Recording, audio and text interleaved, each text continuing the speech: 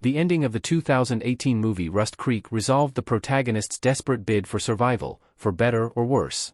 The movie, directed by Jen McGowan and written by Julie Lipson, follows a young woman named Sawyer Scott, who heads out from her college near Louisville, Kentucky, for a job interview in Washington, D.C.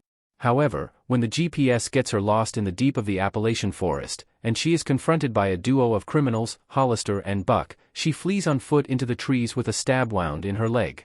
After 2 days of desperate wandering, Sawyer is found by an unlikely savior. Lowell Pritchard, a cousin to Hollister and Buck, is a meth cook who lives in a secluded trailer in the Appalachian forest. After finding Sawyer unconscious, he takes her to his home, holding her captive but promising to take her to safety once his cousins leave their car with him to make their meth delivery. Lowell and Sawyer develop an unlikely friendship until Hollister and Beck discover the girl.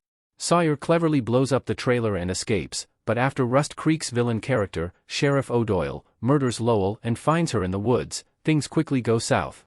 Does Sawyer survive at the end of Rust Creek? Sawyer has to fight for her life one last time at the end of Rust Creek. Sawyer from Rust Creek.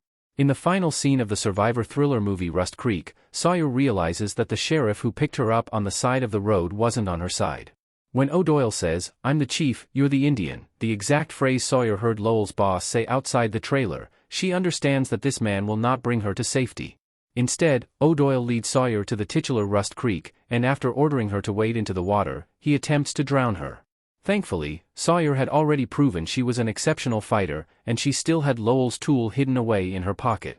Sawyer had stolen a sharp, handheld tool from Lowell, intending to use it against him to escape. Of course, their friendship meant she never had a need to, but when she attempted to return it to him, he told her to keep it as a souvenir of her meth-cooking adventures. It's a good thing he did since the tool was Sawyer's saving grace during her battle with O'Doyle.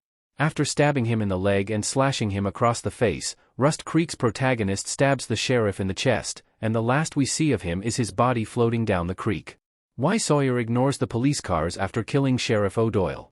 Help had finally arrived, but Sawyer didn't seem to care.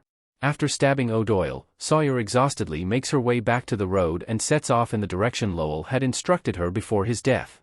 She focuses entirely on the winding road ahead of her and pays no attention to the half-dozen police cars that pull up behind her.